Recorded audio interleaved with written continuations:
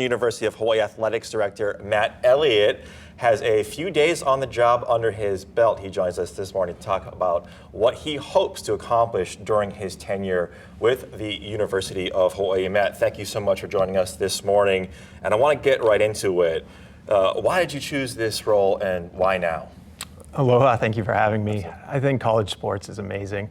It's this incredible combination of bringing together athletic achievement and academic success, and then you do that in a community that supports a program like UH does. It's a spectacular job. Yeah, college sports, to your point, has been in the news for a long time, especially with Title IX, when a few years ago or a handful of years ago. Then obviously kids and students getting paid now, student athletes getting paid now. When you look at your first 100 days on the job, what are your top priorities in this new role? Yeah, so a range of priorities, starting with understanding our student athletes. What do they need? We're going to be focused on that student athlete experience to make it as strong as possible. And then some of the big picture things are adjusting to this new landscape, which includes things like you're talking about revenue share, also preparing for a transition to a big conference going to the Mountain West, which will be new for us. Absolutely. Realignment with the conferences, obviously a big talking point over the last couple of years, and now kids in the transfer portal, right? That's a huge task. Both the athletic directors like yourself across the country and then also the coaches have to deal with. And I kind of want to switch to that point as well. When you talk about the football program, it's no secret that we've been a little bit on a skid.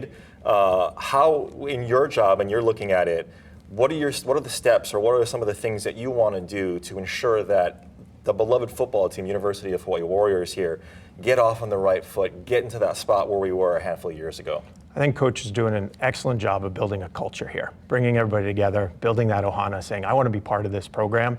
And then if you do that, then our possibilities are really high. I am relentlessly positive, and I think Coach is too. And if we can build that community and that culture where people want to be a part of the program, as you get success, more people want to come, and you're going to see those results on the field. Yeah, and sticking to that point too, retention, right, of players and then coaches as well. That's a big sticking point, and that's a question that a lot of people ask is how do you keep those student athletes and then the athletes that are doing well, so to speak, and coaches as well? How do you keep them here? You say you're relentlessly positive, but what are some of the steps that we can do to keep that talent here in the islands? Part of it is the job of the athletic department to go out and get the resources that we can retain the student athletes who are doing well. But it's also as the community comes together and supports them. You love playing for the fans that are behind you. And if we see that at the stadium every day, and if they feel that in the community, they're making an impact themselves with the little things that they do. And if they get that back, they get that kind of support back, then it's really special and you want to be a part of it. And growing up here in Hawaii also, Aloha Stadium was that place, right, where you could go and you could experience that. Now you look at a new type of stadium or new experience, fan experience. When looking at building a new stadium, building a new arena, building that new fan experience, what are your priorities on that front as well? Is it fan engagement? Is it all the bells and whistles? Talk to us about that. Yeah, I think the university has already done a great job of adapting and making this temporary stadium an opportunity for fans to come together and have a great experience, but we also have to be looking forward. And as we look forward, we think about a permanent stadium, which gives you a chance to be successful at the D1 level. And that stadium is a great fan experience when we're playing football there, but it's also a community asset where you can do so much more when football isn't on the field.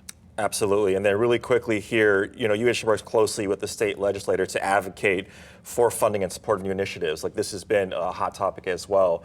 On the job as athletic director, how do you work with the legislator to make sure and ensure a lot of those things that we're asking for the athletics department and from the school at large gets passed or gets funding? Yeah, I look forward to those conversations. I think so highly of our legislature. And I think our job is to say, here's the plan.